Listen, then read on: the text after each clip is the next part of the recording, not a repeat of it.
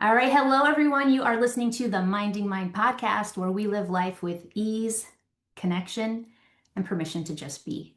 I'm your host, Evelyn LeVasseur, and welcome back to another episode. Before we dig into today's conversation, I'm going to introduce you to someone who is both a global voice of wisdom and a deeply personal guide in my own life. Patrice Washington is a transformational speaker, coach, author, and trailblazer for Redefining Wealth, one whose work has touched millions. She teaches us all that wealth is more than money, it's well being, it's purpose, and it's alignment. It's the relationship we have with ourselves long before we're given any title, any role, or any form of external success. And beyond her global impact and accolades, Patrice has been a profound part of my own journey. Her presence, her teachings, and the way she embodies her own truth have shifted the trajectory of my life in ways I'm still discovering. She's someone who doesn't just talk about purpose, she lives it. And she doesn't just teach us about alignment, she is it. Patrice, I am honored to know you and love you, and I am so grateful that we're going to have this conversation today. Thank you for being here. Why do I already feel like tearing up? I am so grateful to be here. And before we started recording, I was sharing that I was reviewing some of my very old journals from 11, 12, 15 years ago. And when I read those journals and where I was at that time in my life, well before five books, well before national media, well before the Redefining Wealth community, I was telling God and actually thanking God in advance for the type of impact I would have and for the women I would reach. And I literally just read maybe 45 minutes ago, in particular about the type of women that I would reach. And so I'm looking at you. I knew you well before a podcast or two. I knew you well before all these different transitions. And to have the honor of being on your podcast and hearing you say those things about me, I just, I'm in awe. I have complete gratitude because I know that I am sitting in an answered prayer and Mhm. that there are many of you throughout the world who represent my answered prayers in seasons where if I only considered what I could see with my eyes, I would not believe that y'all existed or that you guys would trust me. Some of you for 3, 5, 7, 10 years, you've been in my community, you've been in my world. And but God, just thank you. Thank you. I'm going to share something with you that I haven't shared before. And I feel like it is the perfect segue into what I want to talk about today because the first time that I heard your podcast, I had been working with Jill Coleman. I listened to a podcast with Lisa Billiou, and from there is when I heard her record with you. And when I heard that recording, I was like, why is she talking to me? Like, why does it feel like she's talking to me? So I started following your podcast. And when I heard the end of the podcast where you asked your rapid wisdom question, instantly I said, you're going to be answering those questions one day. And in the same breath, I said, really, who the fuck do you think you are? Why would Patrice Mhm. Washington want to sit and talk to you? And just like that, I walked away. And I feel like that is the perfect example of that intersection where your soul knows there's more than the way that you've been living. My soul knew in that instant that I was meant to be in rooms where I could have these types of conversations and really impact people in a different way. But I was limited by my mind. Like my inner mean girl was calling the shots. Yeah. And look at us today. Uh-huh. And the fact that you've been on my podcast. And the fact that we have been in rooms and spaces together and hugged and retreats and all these things. Like, what made you look? I'm asking questions like Yeah. it's my podcast. But what was the turning point for you? I think it was really just slowly dipping my toes in working on me and Mhm. starting to recognize that every part of my identity was rooted in who I was to someone else. in how I showed up for them, in how they saw me. My story is of a lifetime of dieting on and off, I and remember. really realizing that I needed other people to see me as healthy, as dedicated to my physique, as beautiful. Because if they could see me and if they could love me, maybe I could love me too. And there was a part of me in the very beginning of our interactions that was like, Patrice sees something in me. I have to strive to maintain that. Mm, Not, why don't I see it? Why not, how do I get to feeling the things that I want other people to feel about me? How do I make that happen for me? And now today, flash forward 5 years, my question is, of course, Patrice Washington would want to talk to me. Of course she would. yeah. I can stand in the truth of knowing today that I change any room I walk in and I don't even have to open my mouth. My Mm, presence is felt because I lead with heart. And of course, people want to be around me because around me, they have permission to just be. I love it. So my question for you is, Mm, ever since I've known you, I've always seen you lead with not only conviction, but with comfort in knowing that whatever step you take doesn't determine how you feel about you. Whatever hmm. outcome happens doesn't change a thing about how you interact with yourself. Where does that conviction and trust in you come from? Because I hear lots of people talk about faith. Mm. I know that God will provide. I know that God will provide. And they trust Him, but they don't live with the reality that if they trust Him and He lives in them, then they should trust themselves. They almost remove themselves from the equation. But you, I feel, marry the two. Yeah. I have been in so many of these practices, Evelyn, for so long. Like I talk about the journaling and visualizing and meditating before it was popular, well before it was like, oh, all the craze on YouTube and Instagram and all these things. I am not new to this. I am true to this. And I can't really tell you except to say when I was really young that I was literally just being guided. There was something internal. It had nothing to do with the environment that I was being raised in.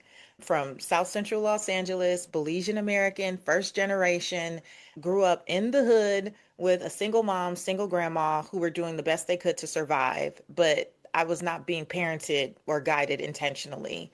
And there were just these, and I believe that life is always speaking to us, and our soul has always been speaking to us, always telling us, go this way, do that. But at a young age, we get so covered and cluttered with everyone else's ideas, thoughts, and opinions. And I did too. But for some reason, there's just these little nudges that I always just leaned into. And it took some time for me to give voice to it. But what I realize now, looking back 30 years, is that I've always had this sense that God is in me. People have tried to present God as if it is some big man in the sky out there. And so then I always have to be performing and making sure that I'm not doing anything wrong, or I'm going to go to hell, or I have to duck and dodge lightning bolts and all these things. And that performance takes away from the anointing and the knowing Mhm. of God made no mistakes on me. I'm exactly who I am, how I am, where I am, because I'm supposed to be in this season. And because of that, and if I believe that God is in me guiding those steps or like giving me these hunches, nudges, these little intuitive downloads and these visions, my only job is to continue to move in that direction. It is not to judge why I'm moving in that direction, how I move there, what it's not to judge any of that. It's to stay curious, move in that direction, and know that I can't take a loss. I'm just living life. Life is supposed to be about discovering, uncovering, curiosity, adventure, like all this stuff. Life is meant to be lived. And so I just keep living life because when I look back over my life, like over these 44 years, when I look back, yes, I can tell you all the times that I experienced a failure. but I can also tell you that I'm not a failure. Experienced difficult times. I lost all my money in the recession, went from a seven-figure business to scraping up change literally and selling everything on Craigslist in a weekend, fleeing from Southern California to Metairie, Louisiana. I did have all those experiences. And they were not fun, and they were not easy, and they were full of tears. They were full of pain. It was full of doubt and uncertainty and embarrassment and confusion and all those things.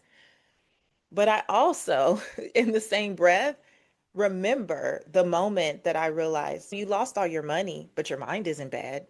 And just that holding that one thought is what put me back on the path of purpose and possibility. And every time something has happened that I did not like, that I did not bargain for, I've had to dream a new dream more than most people have probably dreamed anything. And every time I don't like it, I meet myself with curiosity, Mhm. not condemnation. And Yeah. that is something that has really developed because I've kept so many of the practices that one way or another came to me or were I was introduced to in childhood, really in my teens. Instead of what I've done now, I've negotiated and wavered back and forth throughout the years because there's so many times that I did define who I was, like you said, or define my wealth by external definitions. And that's what redefining wealth is. That's why I built this community. It was because so many of us outsource our power. We outsource our definition. We outsource what things mean to us in favor of trying to get validation or feeling completion or love or all of those things. And every time I've done that, I've been disappointed. Every time I've given someone else that type of power, I have felt disappointed. But no matter what failure I've experienced, if it came from something that I desired to do, I'm like, that didn't work the way I thought it would, but I did learn something and I just move on to the next thing. I don't take any losses. My L stand for lessons. It's either a lesson or a blessing. That's it. I just genuinely do not believe that I can take a loss. The only loss I take is betraying myself to keep other people happy, is not getting back up and trying again, and is making myself wrong when I'm just a human being having an experience here and doing the best that I can every day, just like everyone else. What do you say to the person who thinks that chasing purpose is a luxury? Oh, I would say that's why it probably keeps evading you. Mm.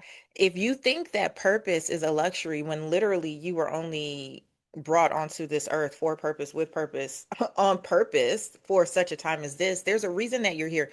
Evelyn, we could have been born in 1839. Why are we here? Why were we born in the 1980s or whatever? Like, we're here for such a time as this because there's something that our soul came here to accomplish. There is something that is waiting to be expressed through us. It had to come through our faces, our lineage, our voices, our personalities, our makeup. You are here with purpose, on purpose, for purpose. That's the only reason that you're here, is to uncover that. And whenever you think that your life will go better by pursuing everything else in the world except for what you were designed to do, what you were manufactured to do, you will struggle. Mhm. You can make money, but you can also end up in a very miserable place. You can be applauded by others, but if internally you constantly feel the void and the unfulfillment, what good is that? Simply because you're not literally just doing what you were designed to do. The fact that we have been trained to believe that going against our nature, like literally going against our blueprint, our design, is the way. Tell me how it's going for you. Exactly. I would be miserable. And I knew this as a child. When I was in third grade, I said, I want to be an entrepreneur. I just knew it. I knew from the beginning. I graduated from college, started my own business during my senior year. And when everyone was like, you need to get a job, you need to this, why would you do that? Why would you throw your degree away? All the people had so much to say.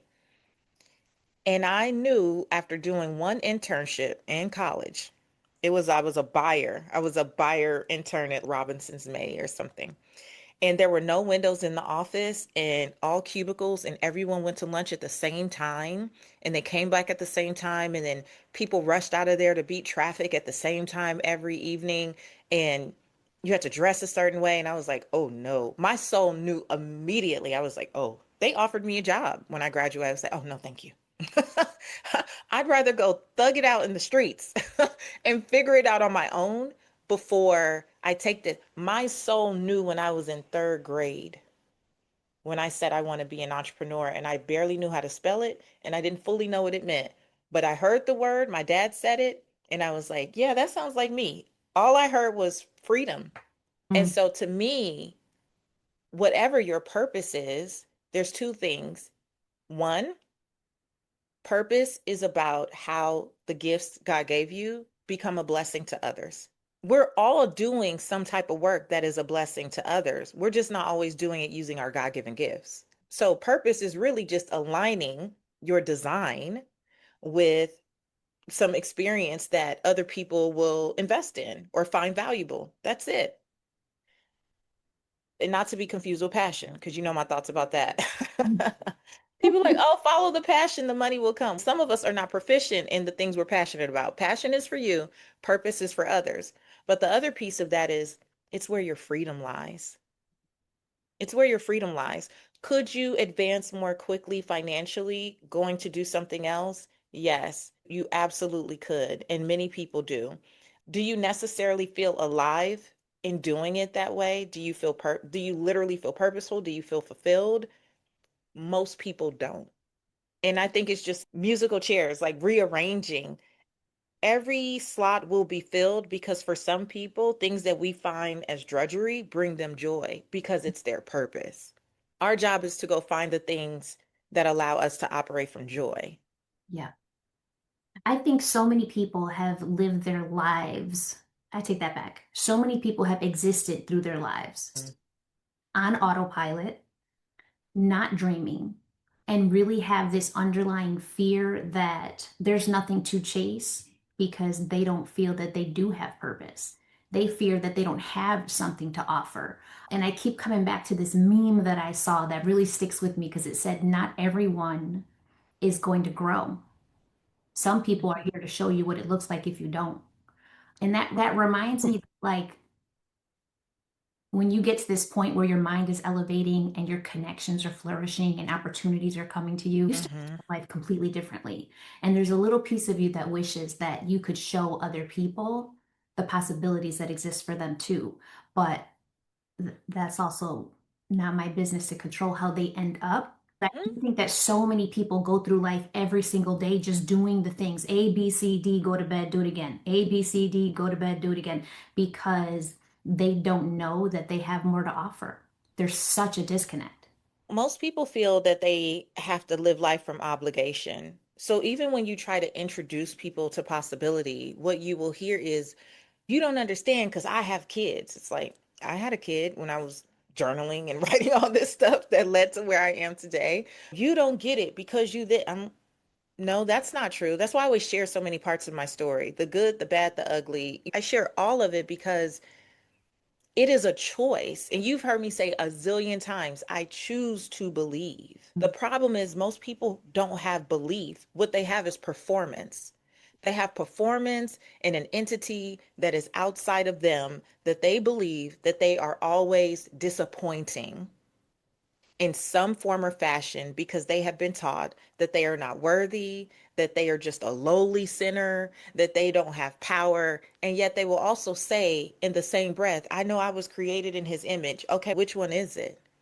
If Mhm. you believe that, then why don't you believe that your words have the power to create your world, your personal economy? If you believe that, why don't you move through life with your head held high and go into spaces like God sent you? If you believe that, why aren't you actually writing the vision, making it plain, and then aligning your actions and your calendar and your relationships with what you wrote? If you believe that, what are we talking about? Whenever we believe that we have to live from obligation, I don't get to choose. It must be nice for you to choose. I don't get to have a choice. I don't get to do this. I don't get to do that. When you live from obligation, you will suffer.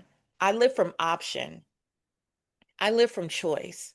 I don't got to do anything. I get to do everything that I desire because I understand that the desires of my heart were placed there by the creator, the manufacturer who already gave it to me. It was downloaded in me when I got here. Mhm. So my little, the little papers, your instructions and all the things that come when you buy a product, mine is different than yours Mhm. because we got different instructions. We have different operating instructions. And my job is not to look around and try to force myself to operate based on Evelyn's operating instructions. My Mhm. job is to continue to go back to my manufacturer and read the fine print that was downloaded with me, get to know it intimately, and execute the best I can. Whenever something is broken around here, what do? We're trying to what most of us do these days is we go to YouTube, there's a video on how to fix whatever it is. We don't even want to listen to the whole video. We don't want to follow it step by step.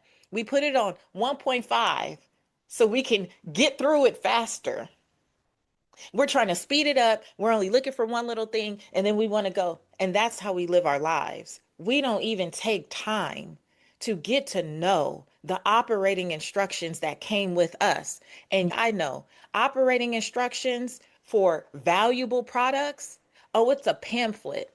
And that print is teeny tiny. You know why? Because they know most people are not even going to read it. They know most people don't give a damn. They'd rather break the stuff in trying to twinkle with it.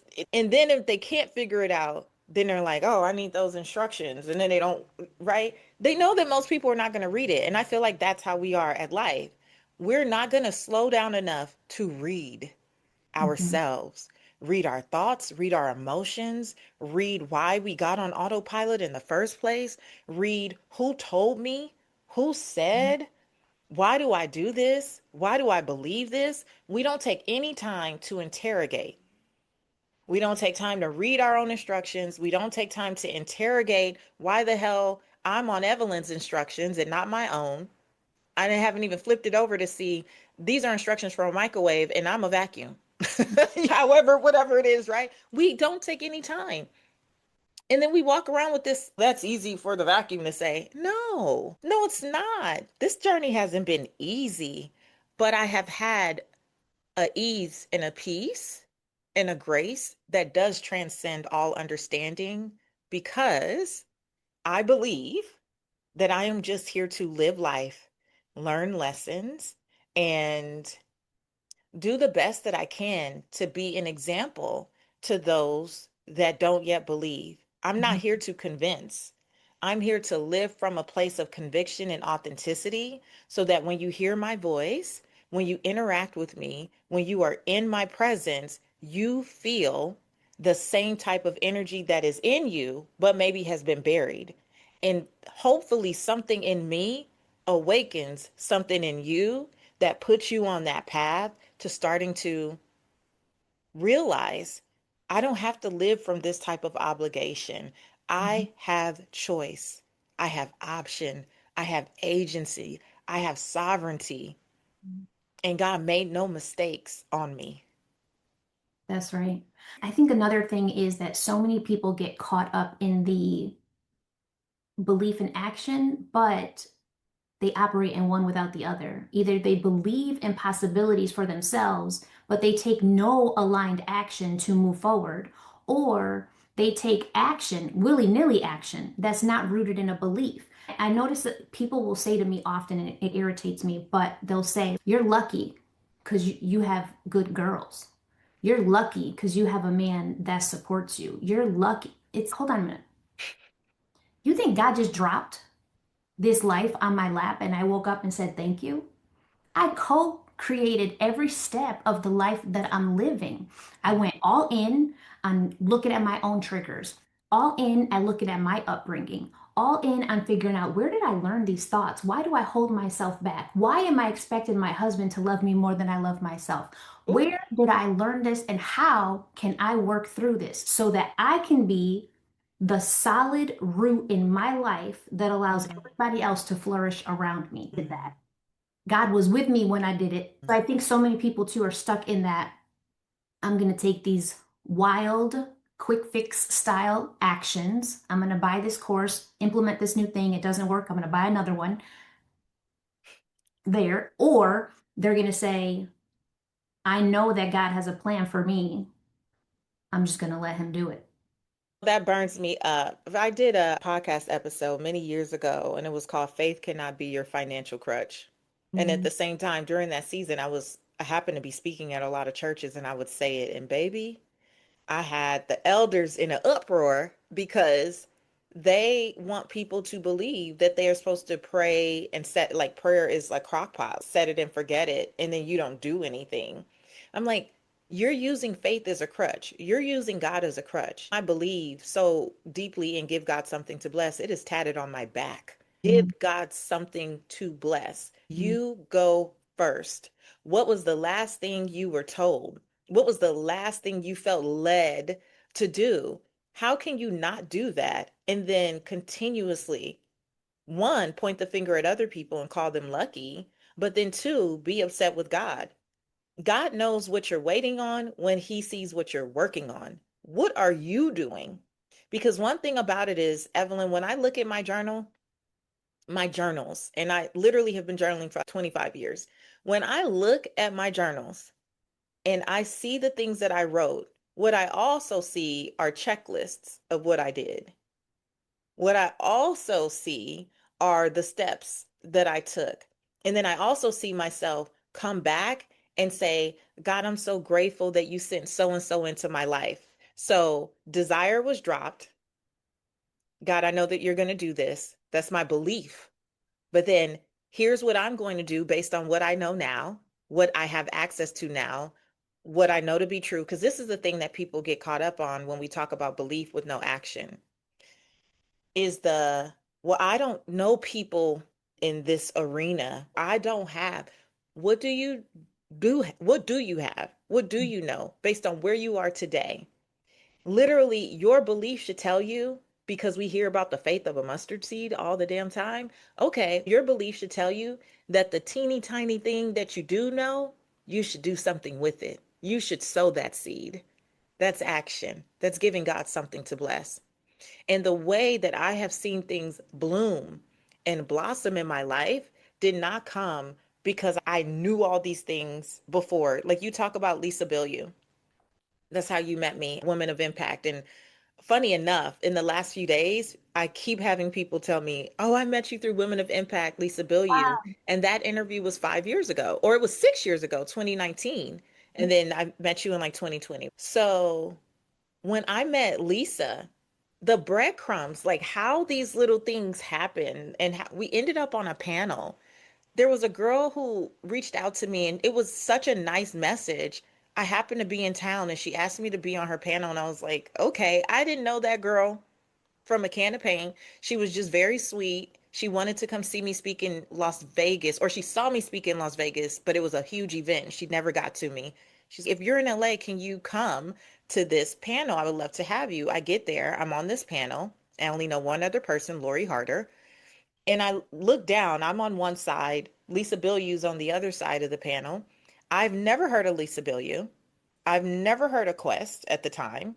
I don't know any of these other people. I am literally just there because I felt the nudge to honor her request.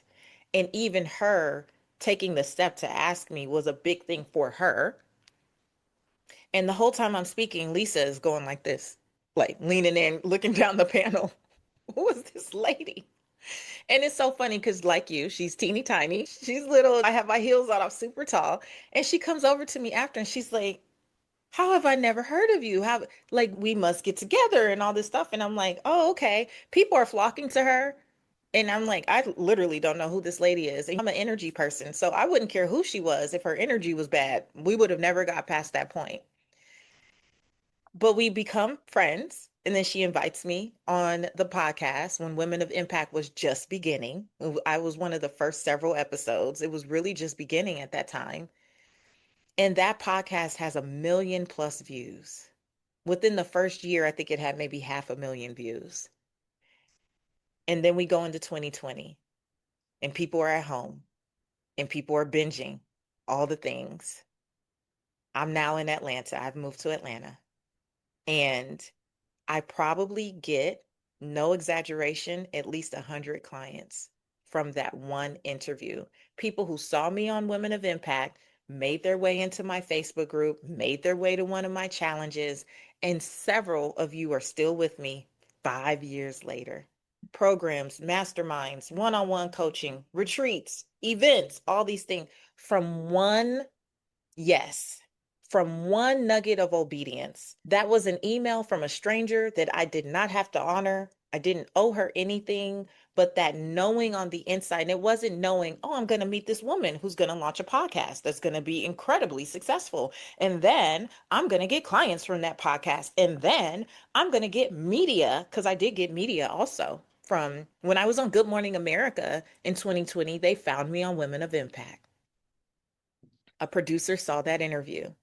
I could never pray for all of the ripple effect that would come from that one yes. But when we are saying that, I don't know this and I don't know that and I don't know this person, literally, it's just say yes to the one thing that you do know.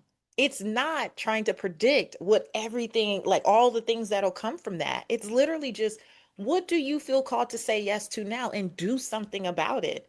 I still had to get up, put makeup on, get dressed, be cute, right? Go drive to the venue, know my stuff, use my voice, not be afraid to have a contradictory opinion to what other people were saying on the panel. Had I been on the panel trying to please people and be cute, Lisa would have thought I sounded like everyone else, and maybe there would have been no reason for us to connect. What she connected with was my truth, was my voice, was me holding my own in a space where I literally didn't know anyone in the audience and only one other person on a 6-person panel.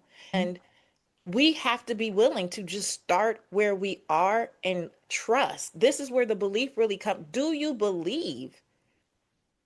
Because if you really, and when you said this earlier, belief with no action, what I was thinking is, nah, there's not real belief. There's a performance of belief. We like to know the word belief, but we don't like to own it. Because if you owned it, if you knew that if I just go do this and this, I will have $1 million. If you believed, if I go do step one, step two, step three, I will have $1 million. You can't tell me that you would still sit there and be like, but I'm gonna wait on God to carry me from one thing to the next. No, you would be out there doing whatever you could do in your human power, and you would be saying, God, put your super on my natural, but I'm going in this direction until you tell me otherwise. So the fact that you say you believe and then don't back it up with any type of action tells me that you don't really believe. You've just you become accustomed to all of the rhetoric that we hear, where we know how to use the language and the lingo, but we don't believe it's for us. We believe it's for other people. Sure, that works for them. And then we like to assign something supernatural, unicorn like, miraculous to other people. Oh, of course it'll work for them because she has a husband. Okay, what about all the singles that do it? Of course it works for her because she's tall. Okay, what about all the shorties that got it going on? Of course it works for her. I remember the first time I read someone say, of course she gets those things because she's just pretty and beautiful or something. And it was news to me. This is like 14, 15 years ago, because you know my backstory. I grew up being the ugly one. So my identity was always rooted in me being smart. I knew I was smart since I was a kid, but I never identified with being pretty. And when I think about all the things that I had been writing and the way I had been working with such intentionality and my consistency and like all these things that I was doing to become America's money maven, and then to finally get to the Steve Harvey show and be the money maven, and someone say, of course, it's because she's pretty. First of all, me, I had a hard time like receiving that, number one. But then number two, the way it discredited everything that I had done, all of the action, all of the prayer with action, all of the belief with action, all of the work on identity with action, all of the therapy with action, all of the coaching with action. I'm sorry, come again? You just because I'm pretty? Lucky is an insult, and I don't take it lightly.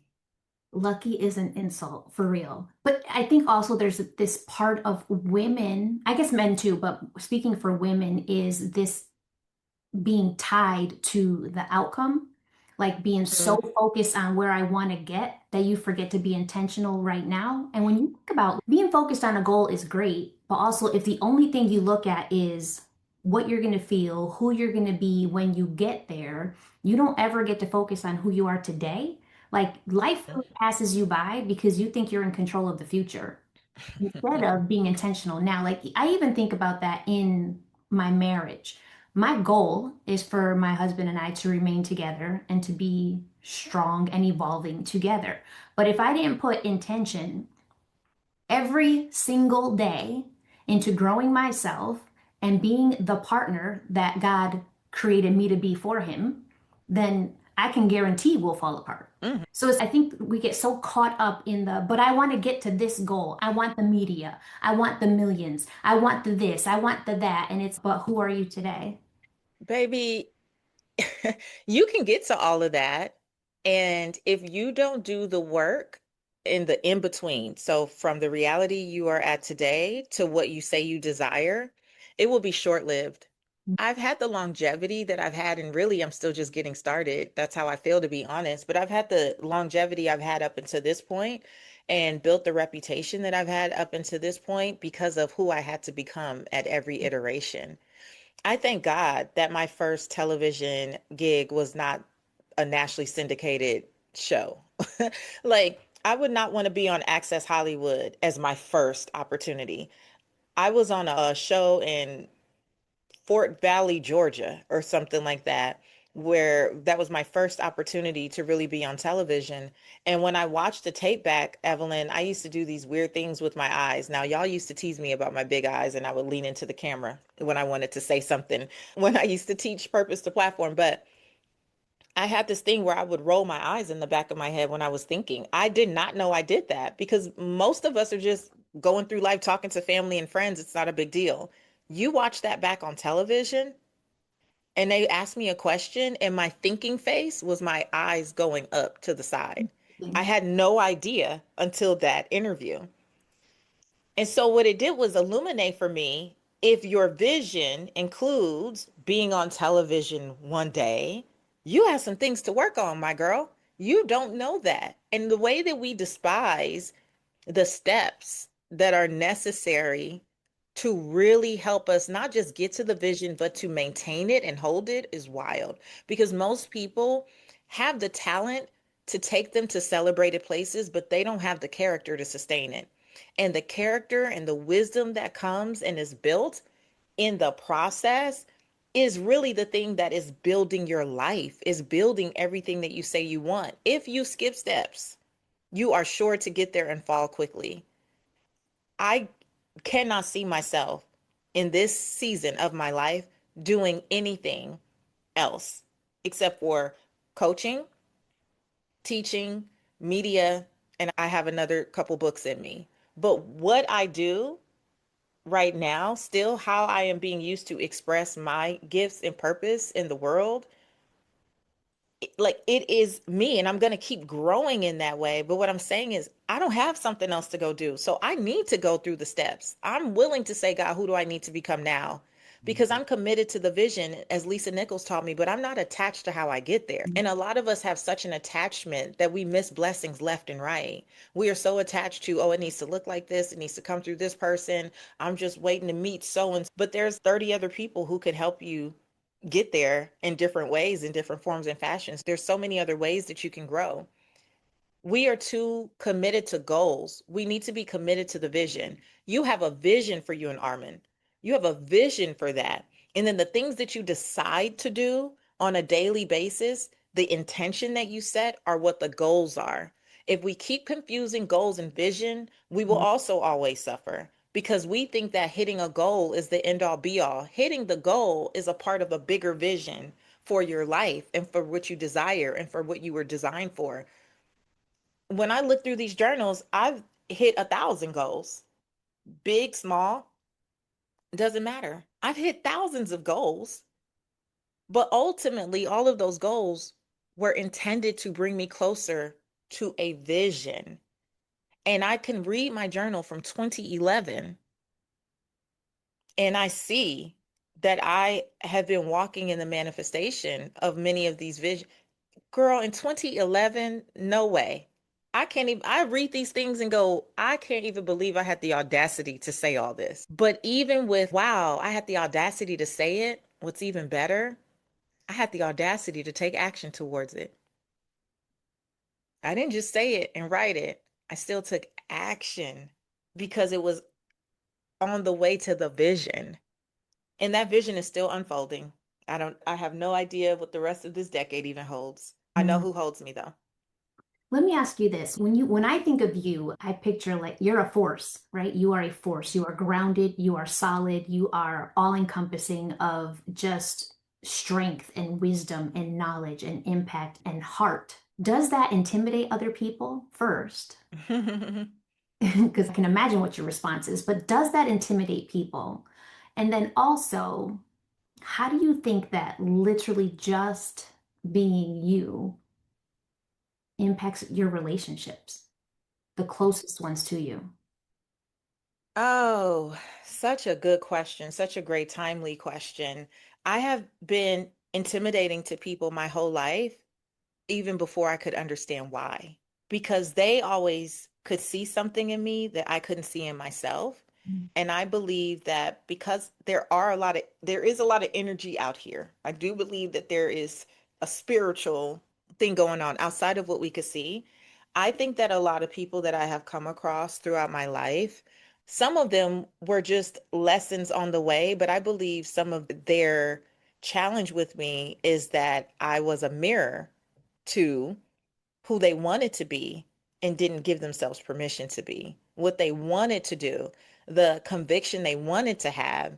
And I believe that a lot of folks that I encountered right up to a college professor when I was in the entrepreneurial studies program at the University of Southern California, I submitted a project and it was based on the business I was actually building. And my professor was so annoyed and irritated at the audacity of me as a 21-year-old Black girl to say that I was going to build this real estate business straight out of college.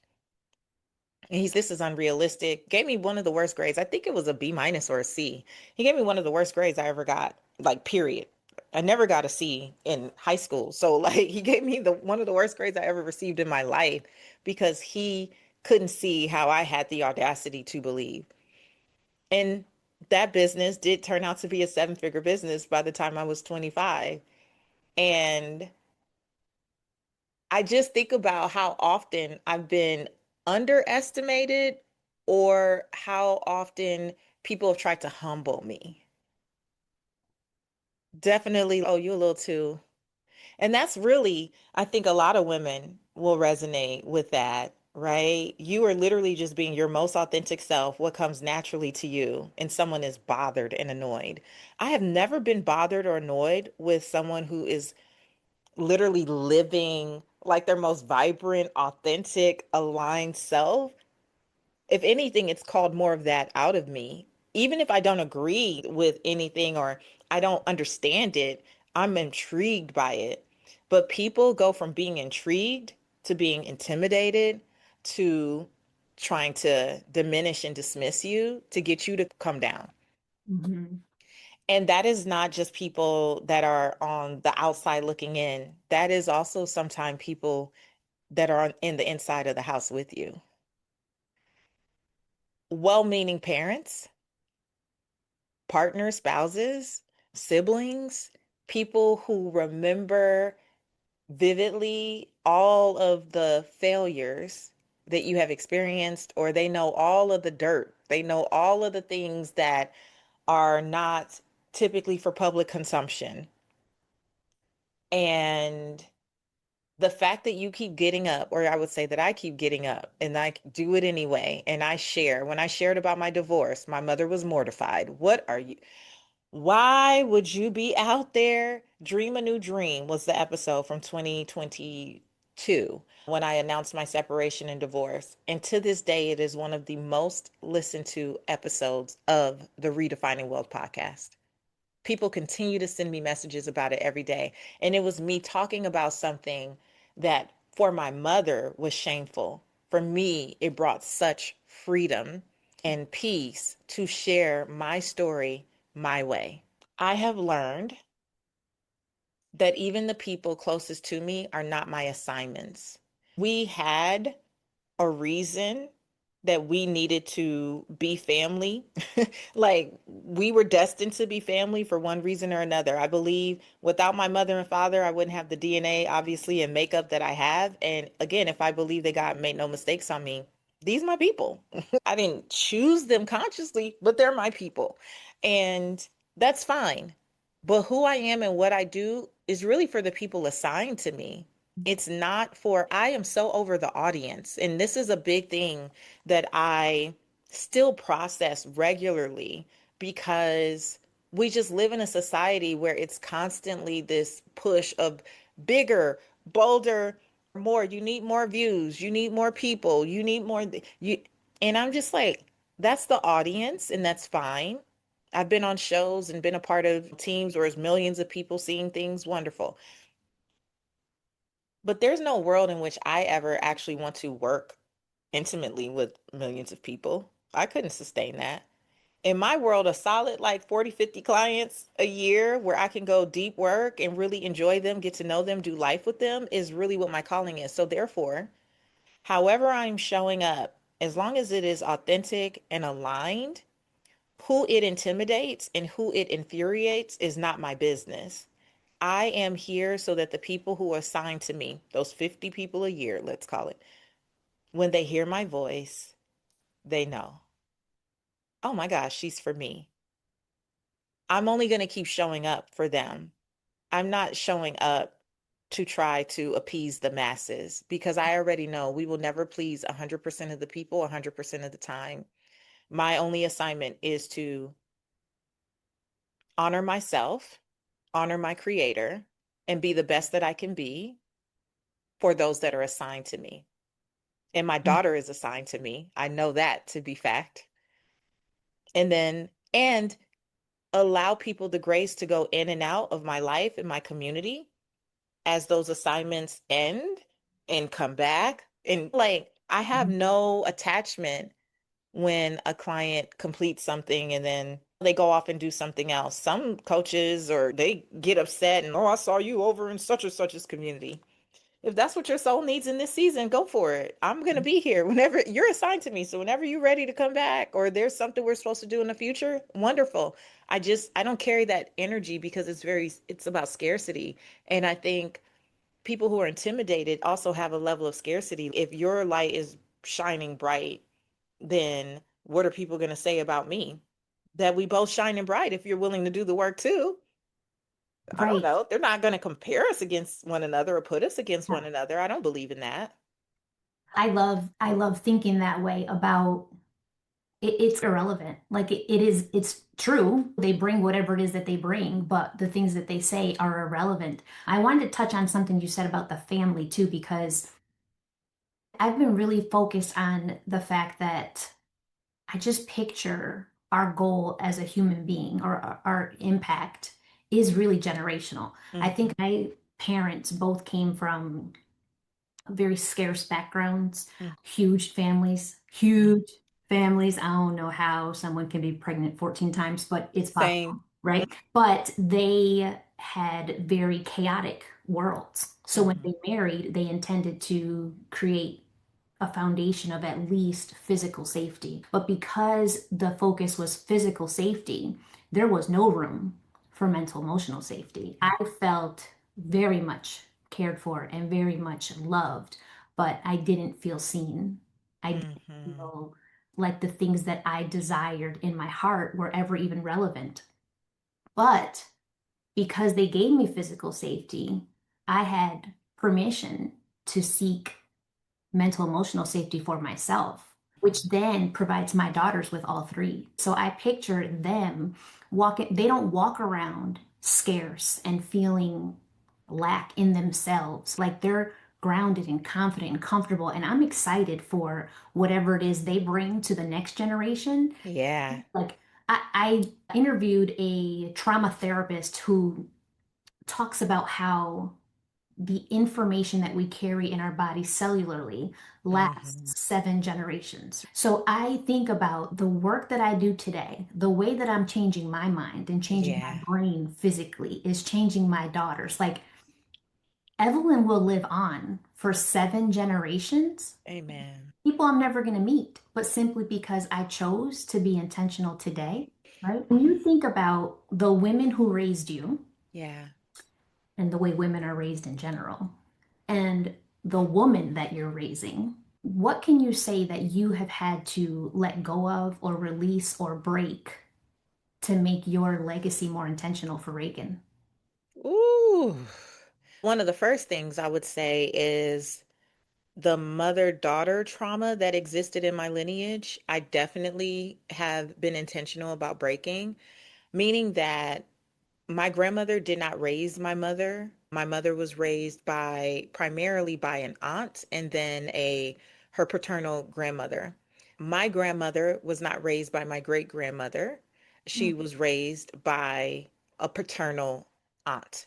My great great grandmother was not raised by her mother either.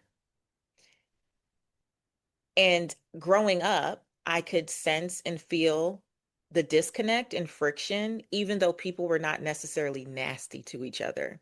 mm, There was just like and I come from also coming from Belize. My mom was one of 12, and my grandma was one of 13, I think. And they all had moms who had several relationships that resulted in many children, tons of different last names, lots of people who are like siblings and also cousins, like in some form, or like those weird Belize is small. It was just like all these connections. And I knew, which was one of the reasons why I said I wanted to be an entrepreneur, that one thing that I could do to change it was be present for my daughter. mm, Presence between mothers and daughters in my family has been missing for generations, at least 3, 4 that I'm aware of. So choosing to be an entrepreneur, even in third grade, when I couldn't spell it, was about when I have kids, I want to be there. And because I chose that path against conventional wisdom, when my daughter was born, and every year since, now that she's 18 years old, I have been there for the most significant things. I've been there for the most minute things. I am there to hear her sad stories, her happy stories, to watch her TikTok collection that she has saved for me, to try the dances, to do the things. And you've seen Reagan and I together multiple times. We are the complete opposite of what I was with my mom and so on and so forth. And it gives me such joy to know that she has no frame of reference for anything but physical, emotional, mental, financial safety for her children. She has my future grandchildren, I don't even worry about because I already know. And mm, she already says to me, "Oh, I can't wait to be such a good mom like you. I can't wait for this." She's also been radically honest with me about things that she wishes were different in her childhood. And the fact that she could be safe with me enough to say, "You did an amazing job. And yet, here's what I would do differently." And I'm like, "Girl, do your thing. I love that for you." Because that's the point, is for her to take the best of what she experienced and then put her own spin on it and reshape what she didn't like so that her children have it. And this is the thing. Even though my grandmother has since passed and all those things, she passed in 2013, I see my mom healing through watching my relationship with Reagan. My mother didn't tell me she loved me regularly all while growing up. It is in her watching and hearing Reagan and I throughout the years. When we walk into a room, leave a room, pick up the phone, get off the phone, love you, I love you. That, right? My mom wasn't even comfortable hugging because my grandmother didn't hug her. So when I was young, I used to do this. I used to brace myself when Reagan was young because that's what my mom and my grandma used to do when I was little. So when Reagan was so affectionate and she would be hugging me, I was like, "Girl, it was an automatic thing." And I had to have a conversation with her. That is not about you. It's not because I don't love you. It's not like that's how I was raised. And I promise you, I'm going to work on that. And now, even at 18 years old, I just saw this trend where this woman asked her 12-year-old daughter to give her the last like hug, jump up and wrap her legs around her. And I sent it to Reagan today. And I was like, we're going to do this on Thursday.